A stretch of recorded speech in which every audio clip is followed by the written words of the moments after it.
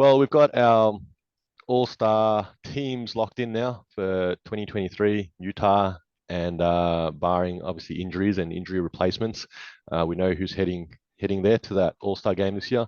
And as always, they're snubs.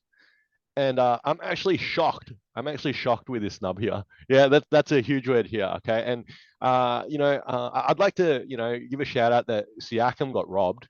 Okay, Siakam got robbed, but you know what?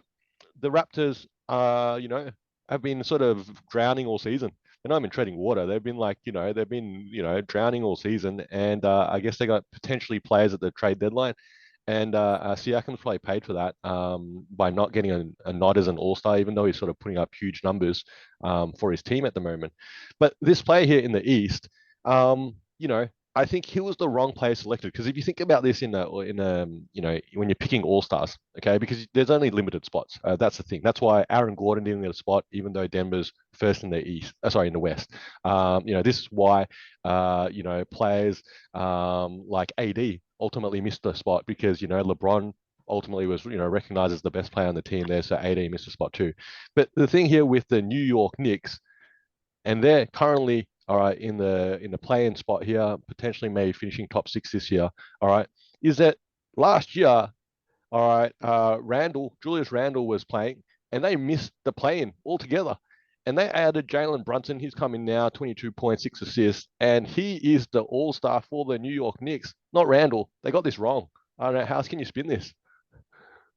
I I've got no reason. I mean, look, there's actually a couple of interesting All-Star selections, and I'm gonna backtrack us a little bit. Um, Standings, right? So right now the standings, you said that the Toronto Raptors have been sinking. You look at someone like DeMar DeRozan who represents the Bulls. They have one more win than the Raptors and three less losses, right? So their record's not even that different. And then when you talk about the Knicks, only four more wins than the Raptors. So Siakam is definitely It's all deserving. close. It's Yeah, all I don't think close. the Yep. record Mm, mm. it's super close, right? So, you're looking at that. Drew Holiday gets the nod. Is this because the Bucks are good and that's why he gets in? I'm not too sure. Bam obviously gets to represent the Heat, and I mean, I advocated for Tyler Hero a while back, and I feel like Tyler Hero, him, Jimmy Butler, any of them could represent the Heat. So, does this come down maybe to positions, as in Jalen Brunson was not able to be selected as a guard and Julius Randle was able to be selected as a forward because we kind of spoke about the fact that after the forward debacle in the starting five, it was actually quite hard to pick all stars. So maybe Jalen Brunson needed a wild card spot. And when you look at that list, did the wild card spot go to Drew Holiday or did it go to DeMar DeRozan? It's kind of tricky to know where Jalen Brunson missed out on. Look, at the end of the day, um, if Brunson wasn't getting picked as the Knicks to go to the All Star game, all right, none of them should have.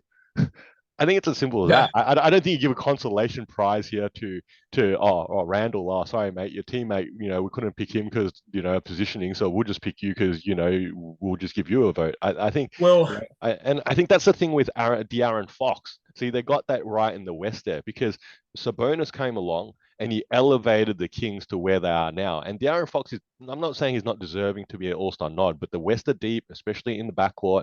Okay, and if you think back of where the Kings were 12 months ago, 2, 3 years ago, and De'Aaron Fox was there the whole time, and he didn't take him there. And that's the thing. All right, Brunson came to the Knicks. He's taken them there. Now they're respectable. They're playing above 500 ball all season long, and they probably will lock themselves into a play-in spot at the very least. And that's because of him, not Randall.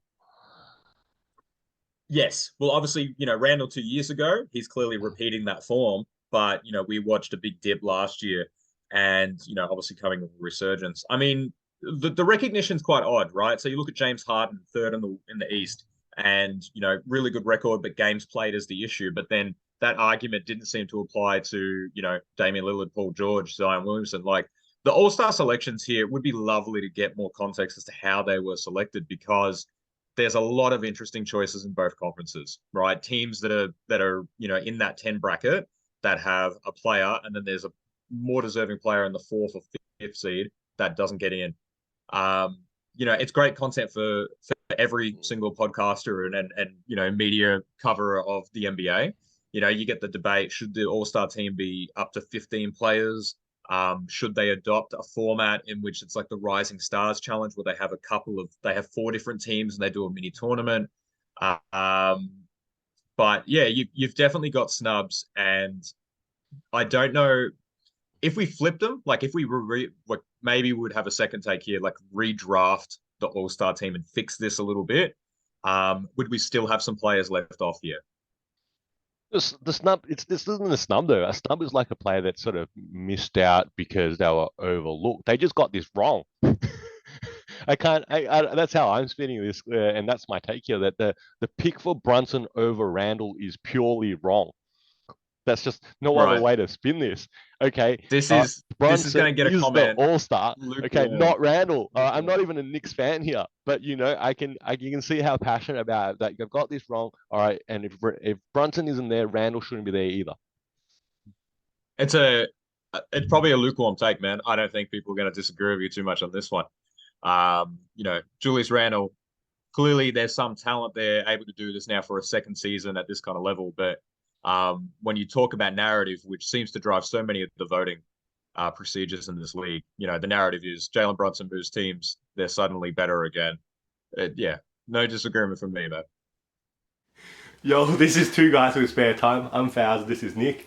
You're probably a basketball fan like us, so hopefully you can throw us an assist and giving our video a like and subscribing to our channel. And if you got thoughts, feelings, or even some suggestions, please put them down in the comment section below.